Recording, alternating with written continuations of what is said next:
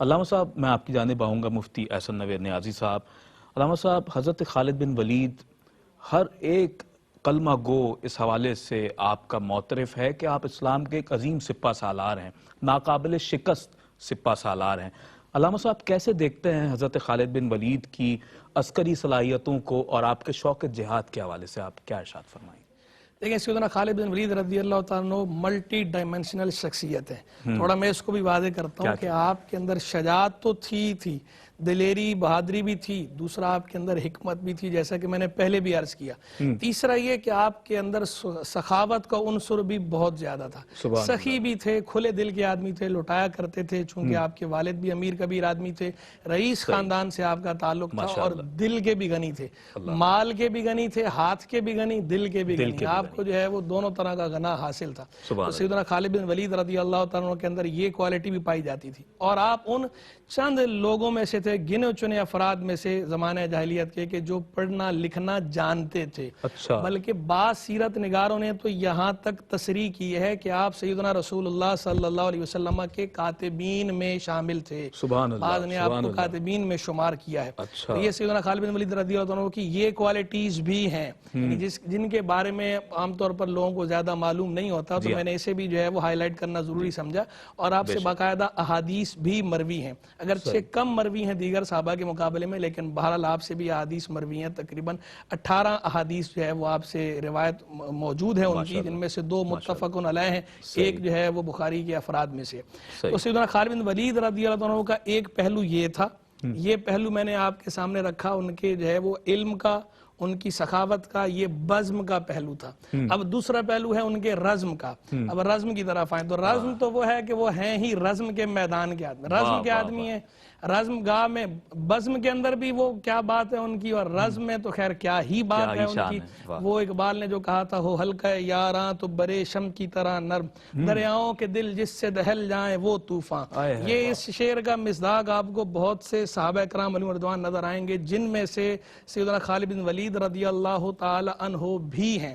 کہ ہلکا یارم میں بریشم کی طرح نرم ہے، وہاں جو ہے وہ کھلے دل کے اور کھلے ہاتھ کے ہیں، اور رزم کے اندر آپ جو ہے دریاؤں کے دل جس سے دہل جائیں وہ طوفان۔ تو یہاں رزم کے اندر جو ہمیں آپ کی کوالٹیز نظر آتی ہیں، دیکھیں ایک ہے شجاعت اور ایک ہے حکمت، ان دونوں کا اجتماع کم ہوتا ہے۔ بعض لوگ جو ہے وہ بہت دلیر ہوتے ہیں، بہت دھنی ہوتے ہیں، جو ہے وہ شجاع ہوتے ہیں، بہادر، ان پہ جو ہے بہادری ختم ہوتی ہے، لیکن حکمت والا پہلو جو ہے وہ ان کے اندر نہیں ہوتا۔ اچھا، اس کے مقابلے میں ہمیں بعض لوگ وہ نظر آتے ہیں کہ ان کے اندر حکمت تو بہت زیادہ ہوتی ہے، بلکہ بعض میں تو ایسا یوں کہا جائے کہ کوٹ کوٹ کے بھری ہوتی ہے، لیکن اس کے مقابلے میں ان کے اندر جرات، بہادری، دلیری اس کے مقابلے میں اس سطح کی نہیں ہوتی۔ تو بعض لوگ جو ہے وہ شجاعت کے پیکر نظر آتے ہیں، بعض لوگ حکمت کے پیکر نظر آتے ہیں۔ سیدنا خالد بن ولید رضی اللہ عنہ ان چند شخصیات میں سے ایک ہیں کہ جو ہمیں شجاعت اور حکمت دونوں کا حسین امتزاج نظر آتے ہیں، دونوں خوبیاں آپ کے اندر اعلیٰ درجہ کمال پر تھیں، دونوں خوبیاں، شجاعت بھی آپ کی اعلیٰ درجہ کمال پہ تھی اور حکمت بھی اعلیٰ درجہ کمال پہ تھی۔ آپ کی وار سٹریٹجیز کو ہم دیکھیں،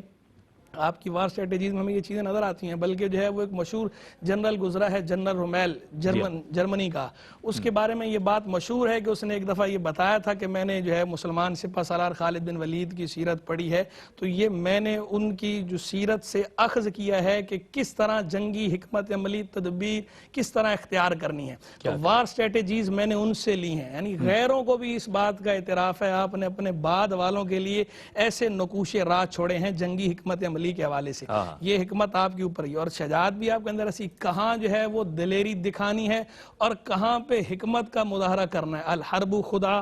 جنگ جو ہے وہ چال بازی کا نام ہے، یعنی جنگ کے اندر کس طرح تدبیر اختیار کرنی ہے، دلیری بھی دکھانی ہے اور تدبیر بھی اختیار کرنی ہے۔ تو سیدنا خالد بن ولید رضی اللہ عنہ غزوہ موتا کے موقع پر دکھائی بھی صحیح نا کہ وہ غزوہ موتا جو مشہور غزوہ ہے، جس کے اندر سیدنا زید بن حارثہ رضی اللہ عنہ کو سرکار علیہ السلام نے بنایا تھا سپہ سالار، اور فرمایا تھا کہ جب ان کی شہادت ہو جائے، ان کو کچھ ہو جائے تو سیدنا جعفر بن ابی طالب رضی اللہ عنہ ان کو بنایا، ان کو کچھ ہو جائے تو سیدنا عبداللہ بن رواحہ رضی اللہ تعالیٰ عنہ، اور جیسے سرکار علیہ السلام نے مقرر فرمایا تھا اسی ترتیب کے مطابق معاملات وہاں پر ظہور پذیر ہوئے کہ پہلے وہ شہید ہوئے، پھر دوسرے شہید ہوئے، پھر تیسرے شہید ہوئے تو جھنڈا اٹھا لیا حضرت ثابت نے. جب حضرت ثابت نے جھنڈا اٹھایا اور کہا ہے مسلمانوں کسی کو سپہ سالار بنا لو،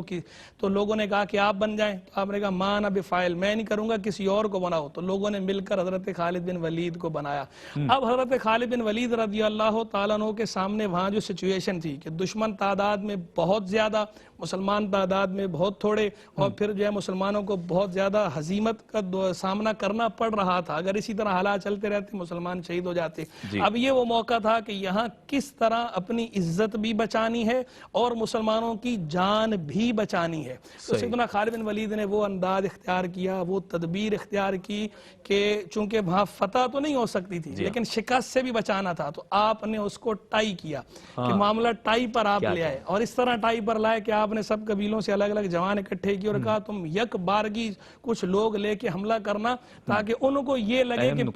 پیچھے سے کوئی اور بھی آ گئے، پیچھے سے نئی مدد ان کو آ گئی ہے، ان کے حوصلے پست ہوں اور وہ بھاگیں. اور یہی ہوا. آپ نے الگ الگ جو نوجوان تھے تھوڑی تھوڑی ٹولیاں بنا کر انہوں نے جب الگ سے حملہ کیا تو سامنے والوں کو لگا کہ شاید پیچھے سے مدینے سے ان کو نئی کمک پہنچ گئی ہے، نئی مدد آ گئی ہے، تو ان کے حوصلے پست ہوئے اور یوں اس طرح وہ لوگ پسپا ہوئے. اور سیدنا خالد بن ولید بقیہ مسلمانوں کو بچا کر ان کی جان کی سلامتی کے ساتھ آپ ان کو لے کر آئے اور اس طرح لے کر آئے کہ شکست کا داغ بھی ماتھے پہ نہیں لگنے دیا. یعنی اگر فتح بالکل فتح نہیں ہو رہی تو شکست کی طرف بھی نہیں لے کر گئے، آپ نے ٹائی کروا دیا. اور یہ ہوا جب واپس آئے